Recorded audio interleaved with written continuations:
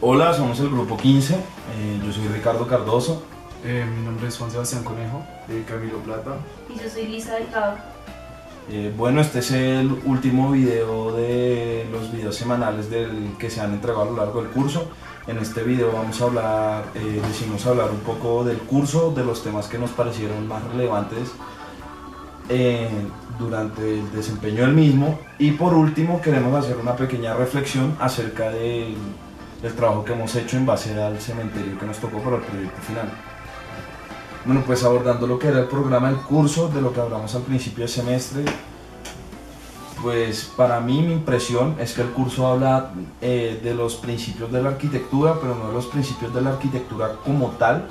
sino que a mí me pareció que el curso trataba de abordar es de los conceptos y sobre todo de los elementos o las facultades mentales que conforman un arquitecto y lo que conforman el pensamiento de la arquitectura como tal. Sí, pues más que cambiar esas cosas, yo diría que como que cambia mucho la concepción de qué es arquitectura y que arquitectura no se limita simplemente al hecho, digamos que pues, de los planos, de una casita, eso, sino que va mucho más allá y que se puede ampliar a muchas áreas, pues como lo vimos en el curso que relacionamos con la biología, la antropología, la filosofía, pues muchas otras disciplinas que digamos que más que decir que arquitectura, digamos que como lo que les digo del hecho construidor, pues se puede remitir digamos que al arte en sí. Sí, y pues lo bueno es que así como todo parte de un proceso, o sea, eso también... O muchos procesos. Muchos procesos, o sea, eso también me gustó mucho como la metodología del curso, porque en sí no es como dice el profesor, bueno, si quieren que les diga qué es arquitectura, una clase nos dice y ya, sino que todo fue un proceso que fue para mí como algo más histórico, en donde nos iba diciendo desde el inicio cómo se fue transformando esta idea que no es... O sea, para mí es una idea no como con un concepto, una definición como tal, algo muy pequeño, sino es algo muy macro que uno en sí uno no puede terminar de decir qué es esto, sino simplemente es como una serie de procesos constructivos, técnicos, históricos, sociales que van conformando toda esta idea de lo que es arquitectura, y pues eso hemos hecho como todo el semestre. Pues para mí quizás fue, como yo lo sentí, fue como más desde la antropología, todo el curso. Para mí más que la arquitectura, y como fue todo, fue como desde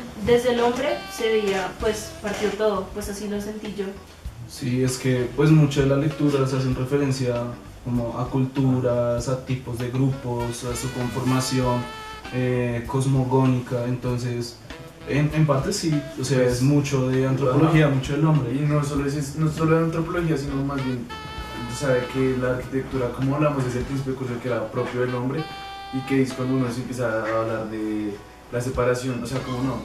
de que si la arquitectura es un arte o es una técnica, y que partiendo de eso fue que empezamos a hablar de todo, y por eso es que no solo uno puede decir que arquitectura es construir y eso, porque digamos que ya cualquier animal podría hacerlo, pues entonces la arquitectura es algo propio del hombre, y por eso es que no es que se habló pues más de todo eso. Pues a mí me parece que yo creo que todos como arquitectos estamos de acuerdo en que el arquitecto, más allá de unos conocimientos aterrizados de lo que es físico, de lo que es técnico, tiene como una especie, algo muy difícil de aterrizar, que es como una especie de sensibilidad, una cierta noción, y yo creo que este curso lo que intentó fue, a través de la construcción de lo que es la arquitectura hoy en día, aterrizar el origen, de dónde proviene el origen y de qué concepto se asocia esa sensibilidad, esa parte conceptual tan fuerte que traen los proyectos por detrás, y esa sensibilidad estética y conceptual que caracteriza al arquitecto como tal. Sí, no, y desde el principio que hablamos como de las pinturas rupestres y la vez que Fabio dibujó la línea, o sea, vemos que eso sí se vuelven, vemos que momentos trascendentales para la historia, el momento en que el hombre empieza a separar y ahí empieza a darse el origen, pues digamos que el arte. Yo también creo que algo bonito fue como también diciendo eso que tú dices, que es del hombre, pues también como en la última clase habló de que también de la imaginación del hombre, de lo de Dédalo y todo esto también surgió arquitectura con lo de el mito del Minotauro y todas esas cosas. Y pues continuando pues con lo que decía Lisa, más que todo centrados a la parte mitológica, pues sí es cierto que nosotros a través de los mitos podemos observar que siempre hay como referencias a las culturas, siempre hay referencia a un dios, siempre hay referencia a algún tipo de personaje, cosa que nos remite como directamente a la idea de arquitectura, a un espacio creado por el hombre para el disfrute y goce de este o para algún fin. Por ejemplo, un ejemplo puede ser el jardín, pues el jardín de Adán y Eva, en donde como tal el nombre jardín pues ya nos hace pensar que el hombre fue el que creó ese espacio para que estas dos personas, pues Adán y Eva, lo disfrutaran. Pues ya como lo vimos también en la clase de paisaje, que hablamos de todo el tema de jardín. Entonces, pues es interesante como desde el principio el hombre siempre piensa en crear algo para... Pues a mí me parece que para entender bien ese tema, primero tocaría dar un paso atrás, como que antes de ver lo que son la concepción de nuevas ideas por parte del hombre, lo que es su entendimiento de lo que lo rodea. Para mí, pues el hombre antes de generar ideas nuevas, es lo primero que hace es entender lo que lo rodea. El siguiente paso es comunicarlo, y después de comunicarlo es que comienza a generar ideas propias. Después de comunicar lo que hay a su alrededor, comienza a concebir cosas más allá de eso. Entonces para mí, como que hay un origen más primitivo de todas estas concepciones religiosas precisamente, y es primero cuando el humano alcanza la concepción de la naturaleza, de su ámbito, lo que lo rodea, y pues ahí mismo se comienzan a generar las nociones de comunicación y de sociedad a partir de eso, y eso se puede ver reflejado mucho pues lo que son los principios de la comunicación en las pinturas rupestres, que me parece que fue un tema importante a lo largo del semestre. Yo traería a colación la cueva de los sueños perdidos. Pues, o sea, hablando un poco de eso, o sea, a mí me parece que, digamos, lo de entender el entorno y lo de la naturaleza, me parece que, digamos, que la naturaleza también es una invención humana, o sea, como también es un acto de separar como de lo que es natural y lo que es, digamos, que artificial, y que el artificial, eso también es algo de separación de lo de la izquierda a la derecha, afuera, adentro, luz, sombra, o sea, todo se ve como esa forma de separar el mundo que digamos que inicia desde el hecho de pintar, de las pinturas rupestres, que también es como el origen, digamos, que las artes, ¿no? O sea, digamos que algo que siempre se nos enfatizó mucho era que esas pinturas no solo se hacían, digamos, que Tin lo pintó y ya, sino como que venía también como, digamos, un rito que venía acompañado de danza y canto, que también ya se vuelven muchas, digamos, que formas de comunicar y que no simplemente se quedan en el o sea, no necesariamente comunicar, sino que son, digamos, que esa separación que hablamos en la última clase de comunicar, de la parte, digamos, que funcional del lenguaje y la parte poética, que me parece que ahí es el punto clave de eso. Sí, y pues también lo que tú dices de que como que analizaban y miraban la naturaleza primero, pero pues también lo que Camilo dice, como que pues también lo volvían arte, porque en muchas de las pinturas de las cuevas ellos fusionaban muchas cabezas de caballos y muchas figuras, y lo de los ritos que dices en una pared, todos, ¿se acuerdan? Ponían la huella y registraban la edad de cada persona, y pues se entendían como comunidad antes de hacer lo que Ricardo dice, que era de crear nuevas cosas. Pues para mí el sentido de la teatralidad de pronto no lo trae tanto como la representación como tal de los caballos y esas cosas, sino, o sea, sí hay una representación de algo más allá de eso y de otras maneras de expresión, pero para mí lo que trae la teatralidad es en el momento en que realmente en algunas de estas pinturas se veía como que ya no solo reflejan como lo que está, sino que ese momento en que ya tratan de plasmar lo no tangible en lo tangible, entonces ahí comienzan a haber nuevas maneras de expresión, la música, los rituales. Sí, digamos que eso ya se vuelve como la forma en que hablábamos en clase, que se funda el mundo, que antes el mundo no era el mundo, sino hasta que, digamos, a través de esas expresiones que por medio de la mano y la boca que logramos fundar el mundo y ahí es cuando logramos, o sea, ahí de verdad es cuando se separa, digamos que lo natural de ¿qué? Artificial. Sí, y pues, o sea, creo que con lo que han mencionado, pues llegamos a un tema que en realidad siento que es muy complejo y que en la actualidad es muy complejo con lo que mencionaba Ricardo, que son las sensaciones. O sea, yo me pongo a pensar como en esas personas. Digo, o sea, sí, a veces para mí es difícil como tratar de representar lo que siento, representar lo que veo, lo que hay en el exterior, que no es como algo que pueda, no sé, tomar de ahí y pegarlo acá, sino es algo que necesita como un proceso, pensarlo, racionalizarlo y luego sí colocarlo. Entonces yo me coloco y digo como, estas personas en serio debió ser como un proceso muy difícil para empezar a ya colocar y plasmar todo lo que veían y crear otras cosas, como lo que decía de la danza, de la música. Pues yo creo que algo que refleja muy bien cómo es el proceso, de pronto lo aterriza a una característica específica, pero algo que refleja muy bien ese proceso sería el elogio a la mano. Porque sobre todo lo que me parece que lo ayuda a entender de esa lectura, lo que nos ayuda a entender eso es que es ese proceso que establece la lectura entre lo que es el sentir, el percibir, y luego el percibir es lo que te modifica a ti. Lo que él habla de la mano, tú primero percibes, conoces y después eso es lo que modifica tu pensamiento. Después de modificar tu pensamiento es que lo comunicas. Entonces me parece como que esa lectura es muy buena para entender esto por la manera en que explica, en que detalla realmente como en palabras más simples lo que es ese proceso. Lo siento, lo entiendo, lo expreso. Sí, y es que... No, pues o sea, sí, ahorita hablando del elogio a la mano, que ahí es como si resaltáramos esa importancia de la mano, de que no es solo digamos que el instrumento, sino que también se vuelve el medio para tener esas sensaciones que usted está diciendo. Sí, porque pues ahí muy bien lo dice en la lectura, como que no nos podemos dejar engañar no mucho de la vista, sino de pronto es más importante estas extensiones que nosotros en el cuerpo, que podemos hacer muchas cosas y es tocarlo. Sí, y es lo que decía, podemos coger un objeto, lo podemos hacer así, nosotros ya sabemos que es rectangular, que tiene, no sé, una dimensión, cualquier cosa. Y digamos lo que siempre he pensado, que de pronto a veces algunos sentidos nos pueden engañar. Los animales ven una cosa muy distinta a lo que nosotros vemos, y asimismo nosotros podríamos, si tuviéramos otras condiciones, ver otras cosas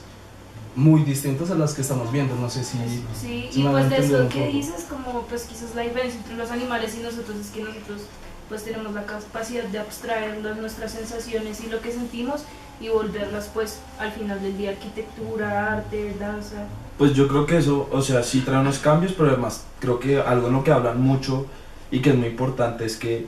primero, antes de estos cambios en la arquitectura, en la danza, vienen los cambios en nosotros, pero ya no hablando de nosotros en proceso interno, sino en nosotros como sociedad, la manera en que, o sea, como que la manera en que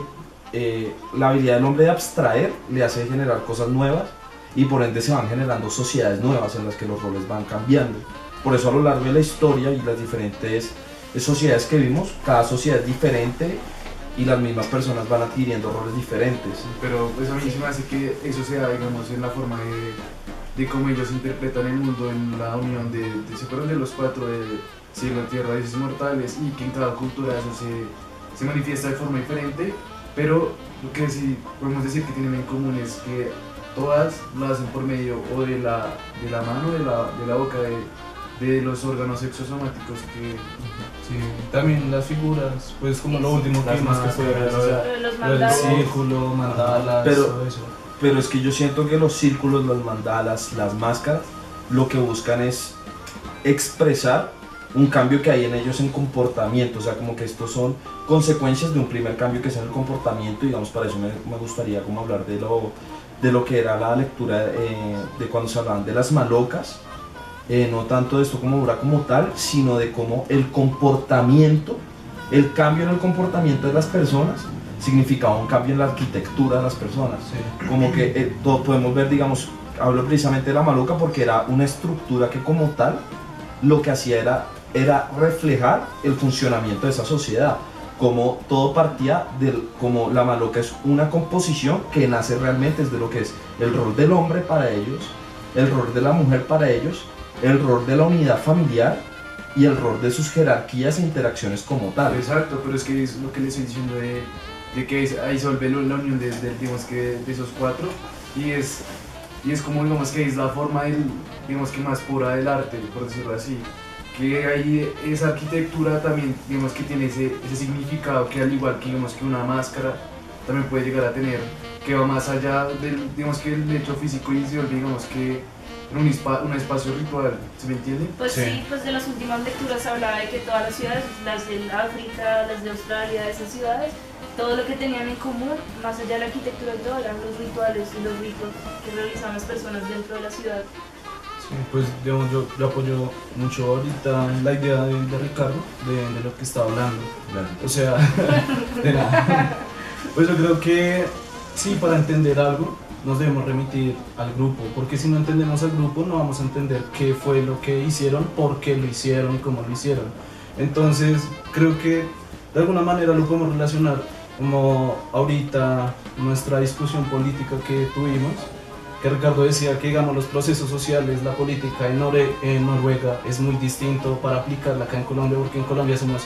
muy distintos, o sea, por cultura, por historia, por lo que nosotros queramos. Ahí es cuando tienes que tener en cuenta que, o sea, exacto, que no es un único proceso, sino son muchos procesos. Sí, son distintos procesos, y ya continuando con lo que decía Camilo, pues sí, son distintos procesos, pero a lo último se llega a algo en común, que es lo que todos compartimos. Entonces sí, o sea, tenemos como claro que hay algo distinto, pero que a lo último se llega en un punto. Pues llegando a ese punto, lo que todos compartimos, yo creo que esa parte me parece chévere, porque me parece que es la parte que habla de lo que todos compartimos, es la condición humana. Todos nacemos en sitios diferentes, pues experimentamos cosas diferentes, y por ende nuestro desarrollo de pensamiento y organización de cada sociedad es diferente, porque cada uno tiene sus propias experiencias. Pero como que llega un punto en que al irse conectando, irse conociendo unas sociedades con las otras, ese punto en común, como que vemos que hay algo que sobrelleva aún más, que es ese punto de la condición humana, ese punto de la mortalidad y todas estas cosas, que es lo que genera como que son cosas que no terminamos de entender, pero que buscamos expresar, y ahí es cuando alcanza realmente esa riqueza, cuando realmente como sociedad se alcanza esa riqueza artística, esa necesidad de concentrarse aún más en lo que no podemos volverlo tangible. Entonces se vuelven expresiones culturales, expresiones religiosas y expresiones estéticas, y que se vuelve toda esta parte que es tan importante en el arquitecto, que es el concepto. Tú no solo tienes un uso, no solo tienes una forma, no solo tienes una técnica, sino que tienes un concepto que te lleva a que tú quieres expresar una sensación, quieres expresar unas ciertas riquezas, una comodidad, una estética. Entonces me parece como que esa parte de lo que nos une en común es lo que genera esa búsqueda y esa riqueza tan grande, que es lo que define ese valor no tangible o esa capacidad no tangible que debe tener el arquitecto, sí, y que debe tener la arquitectura. Eso me parece que está muy bien lo que se está diciendo, que la naturaleza humana va hacia el hecho de, digamos, que de siempre estar relacionándose con el arte o las artes, y que esa arte tiene que estar presente siempre en todos nuestros ámbitos, y nosotros que somos arquitectos, pues que la arquitectura es un arte y que la debemos hacer como tal, o sea, como en la última lectura de lo de que no se puede perder esa parte artística y no volver simples contenedores humanos, sino que en todos los ámbitos mantener esa parte artística y no solo la técnica, la funcional. Bueno, y ahí es donde pues vuelvo ya para pues acercándonos al final de lo que eran los temas del curso, que ahí es donde yo reitero como que podemos ver pues la primera hipótesis que yo planteo de que el curso busca hablar de esos conceptos que forman la arquitectura como tal. Entonces yo siento que ahí es donde realmente podemos ver que a través de los temas están presentes, primero lo que es la concepción de la naturaleza, que el arquitecto debe ser consciente de sus alrededores. Entonces ahí hablamos de la naturaleza, de cómo sentimos, de cómo experimentamos, de cómo entendemos, y después reflejamos de esta parte de volver tangible lo no intangible. Entonces de ahí viene la estética, la expresión, la parte artística, Entonces, y cómo eso después influye y podemos ver que todo se refleja en unas consecuencias ya en lo que es tangible, en las partes formales, en los programas, en los usos. Y entonces, pues a mí me parece que, o pues lo que a mí me dejó el curso es eso, que es como una manera, que es un curso muy abierto, pero porque es muy difícil explicar qué son o aterrizar, qué son esos atributos que vuelven a la arquitectura, ese trasfondo tan grande que vuelve a la arquitectura, pero sobre todo ese trasfondo que vuelve al hombre en arquitecto. Sí, y por eso también al final ya en las lecturas mencionaba como que a partir del siglo XVIII como que la arquitectura había perdido su significado y todo, con lo del ejemplo de los toros, que decía que ya como se había perdido el verdadero significado y la cultura, ya lo que Camilo decía de que cuando ya empezamos a hacer contenedores humanos, sin una expresión artística o sin cómo ligar las cosas como a las emociones del hombre, se empieza a perder como todos estos ámbitos. Bueno, y pues ahora después de haber abordado los temas de clase y los temas que vimos, pues ya me gustaría como aterrizarlo a lo que era nuestro caso de estudio, lo que era el cementerio. Pues yo creo que pues a mí me parece que después de hablar todo esto, como que el sentido de estudiar un cementerio es que los cementerios son precisamente algo que trae unas nociones muy fuertes más allá de lo material. De hecho, como que lo material en los cementerios es lo de menos, porque los cementerios acarrean como una carga muy fuerte en cuanto a lo que es la parte religiosa, pero sobre todo una carga muy fuerte en cuanto a lo que es esa sensación de mortalidad, esa sensación de la condición humana. Sí, pues, o sea, digamos, me pareció que nuestro cementerio tenía como digamos que un objetivo particular, y era que el arquitecto lo estaba haciendo para su propio padre, y que ahí ya de por sí ya trae consigo unos significados, digamos que una importancia diferente, y que la forma en la que lo aborda, o sea, de que se moró 10 años haciéndolo, me parece que demuestra la complejidad que es abordar, pues digamos que el tema de la muerte y pues sí, de la mortalidad. Y pues yo creo que el arquitecto también en nuestro cementerio le apunta más como hacia lo intangible, como pienso yo, por el lugar en el que está y por todo el tema de los espejos, pues sí, siento yo. Sí, pues es que tiene, como decía Camilo, como muchos significados, y tras del hecho de que se tomó su tiempo, tiene una serie de conceptos, una serie de simbologías que nos permite reflexionar no solo como tal en el cementerio in situ, en su lugar, sino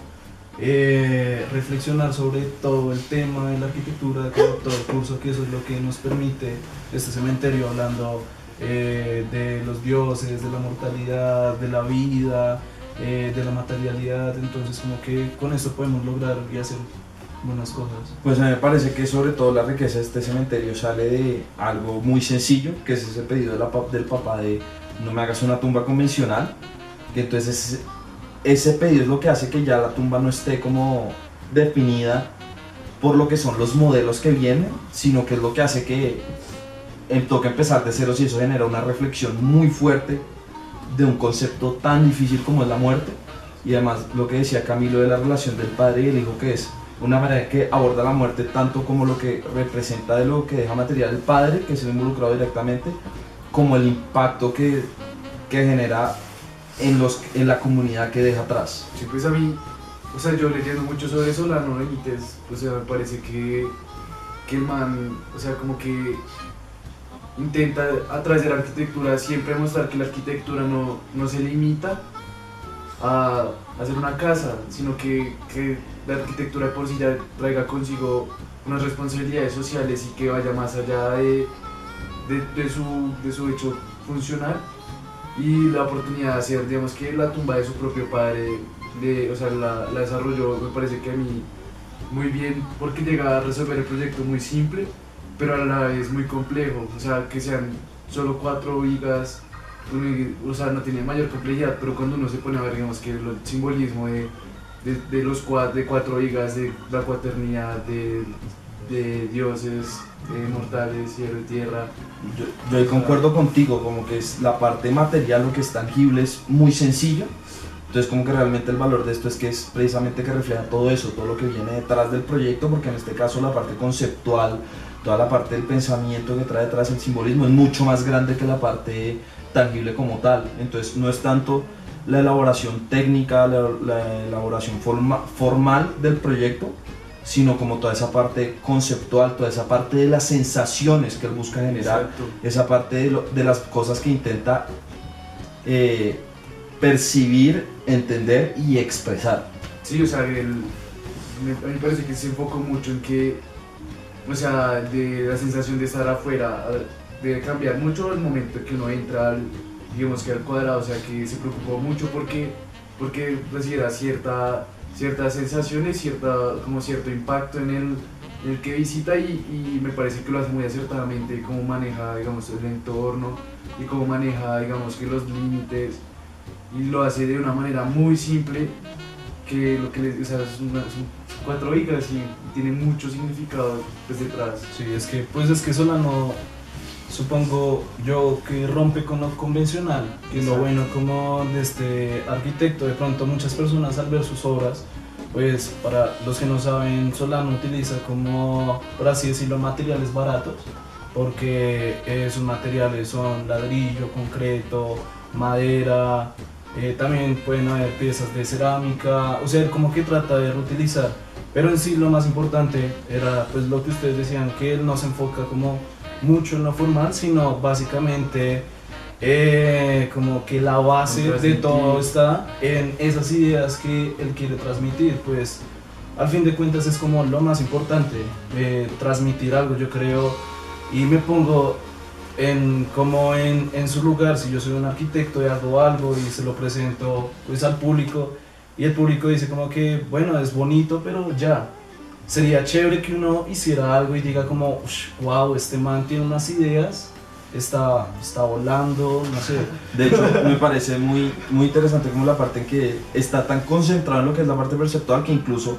llega un punto, y que me parece que es algo muy destacable esta obra, en que la obra de por sí se vuelve invisible. En el momento en que uno ingresa a la obra de por sí se vuelve invisible y únicamente queda la sensación, la percepción de la forma como tal se pierde, que ese era el punto, que eso fue lo que yo he entendido, yo asumí que era lo que él buscaba al ser que estos muros fueran tan pequeños, que tú no vieras tu reflejo completo para que tú no te sintieras en una caja de vidrio, sino que al contrario, que fuera bajito para que reflejara principalmente la vegetación, con la intención de que el proyecto desapareciera, Que se combine con lo que demás. al entrar al proyecto se pierde la percepción del proyecto, ya se pierde lo que es el edificio como tal, la estructura, el entorno, y se queda únicamente esa sensación que él busca generar, que es un espacio de recogimiento, es un espacio de reflexión, es un espacio en el que te encuentras contigo mismo, que es lo que él dice que buscaba con el espejo, pero que no te das cuenta del por qué, porque la forma se pierde en el espacio. Y pues es del que- lugar, y que era el sitio en donde nació el papá, pues donde vivió el papá, creo, en Paraguay. Pero digamos, o sea, digamos, ahí a mí me parece que él trata ahí de seguir con unas tradiciones que vienen de la cultura guaraní, de enterrar a las personas cerca del sector de la vivienda, y además de eso la forma en que, digamos, fundió las hojas de amombal, Ah, que sí, se- sí, sí. eso Que las es encofaran para como darle Ah, cierta bueno. identidad al proyecto, que, o sea, de muchas formas le da símbolos, o la forma, digamos, que como de turbina, del giro, de eso a mí se me hace que evoca mucho a la espiral digamos, de un laberinto, y que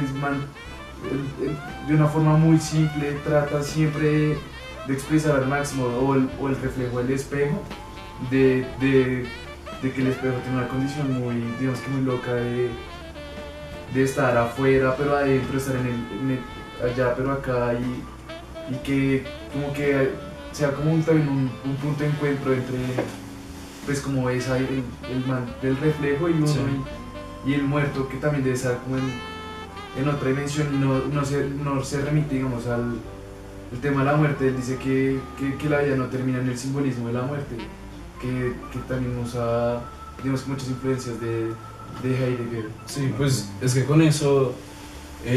Solano utiliza unos conceptos que son muy importantes, que es lo que nos ayuda a la realización del yo, qué pena, y de perderse con el espacio, que es el concepto centrípeto, y el concepto centrífugo. Entonces, con la parte centrípeta es que cuando uno está por fuera del cementerio, uno lo que ve en sí pues son las 4 vigas en concreto. Entonces es como